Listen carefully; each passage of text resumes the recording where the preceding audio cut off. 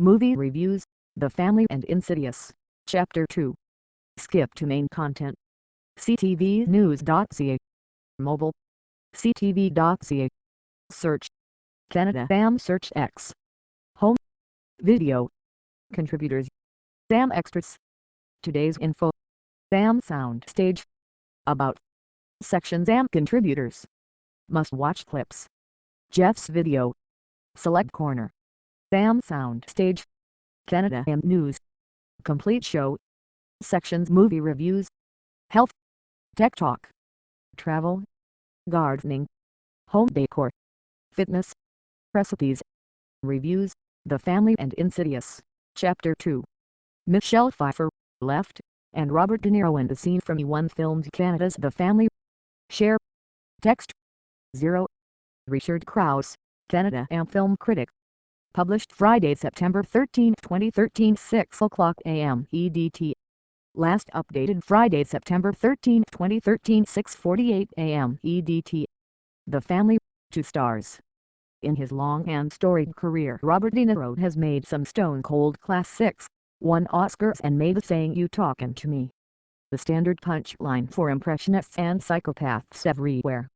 He's also made lots of movies like The Family.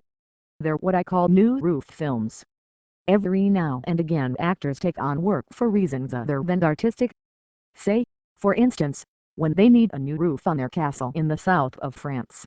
The Family feels like one of those movies. He's still booby deep, so he isn't terrible, neither is his co-star Michelle Pfeiffer, who brings back fond memories of Married to the Mob, but the film teases us with visions of De Niro in gangster mode and lets us down with a paint-by-numbers story. It's a basic fish-out-of-water story with a gangland twist. Amanzonis, Maggie Pfeiffer, Belle Diane Margon, Warren John Bleo and father, hitman-turned-stooler Giovanni De Niro have spent years in the witness protection program, moving from place to place, overseen by an FBI handler Tommy Lee Jones. Their newest home is a sleepy little town in Normandy where they try and fit in. Trouble is, they don't blend. The kids take after Dad. Belle is a bruiser who beats up her classmates and Warren runs rackets in his school hallways. Maggie has a way with explosives and Giovanni, well, let's just say you don't want to get one his bad side. They are living proof that the family that slaves together, stays together. Stateside, the people he betrayed are on the lookout for Giovanni and family with revenge on their minds.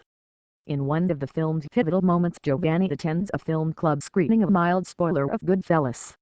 The mere mention of Martin Scorsese, De Niro's collaborator on 8 films since 1973, only reinforces how lame this movie is.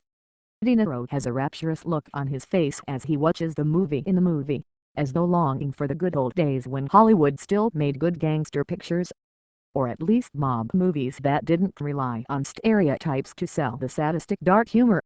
Before The Family turns into a bullet orgy, it contains a few tense moments, but fails to deliver on the comedy or any fresh gangland drama. I hope De Niro at least got a nice new roof out of the deal. Insidious, Chapter 2, 2.5 stars. Director James Wan may always be best known as the co-creator of Saw, the series of films that kicked off the torture porn, or no trend, but his subsequent films have relied more on creepy atmosphere than buckets of blood. The plasma budget for his latest, Insidious, Chapter 2, must have been practically zero, but what it lacks in gore it makes up for in smoke, shadows and eerie red doors. Once again the story focuses on the Lambert family, wife Renee Rose Byrne, husband Josh Patrick Wilson, kids Dalton and Foster Ty Simpkins and Andrew Astor, and grandma Lorraine Barbara Hershey. After the haunting events of the first movie, they have moved in an effort to put the past behind them. Unfortunately, they can't escape the ghosts who are attracted to what Josh has. Life. Increasingly terrifying encounters with spirits threatens not only Josh's safety, but of everyone who comes into contact with Josh. The movie makes the mundane, Patrick Wilson suddenly appearing in a doorway offering to take the kid to school, feel weird and off-kilter, and Rose Byrne, with her delicate features and downturned mouth, does shock face like no one else. All that stuff works well. One allows the tension and atmosphere to feed the shocks, which is a good thing, because they aren't going to emerge on their own from this jumble of a story. Jumping around in time and between the realm of the living and the great beyond, the plot will be confusing to anyone who hasn't seen the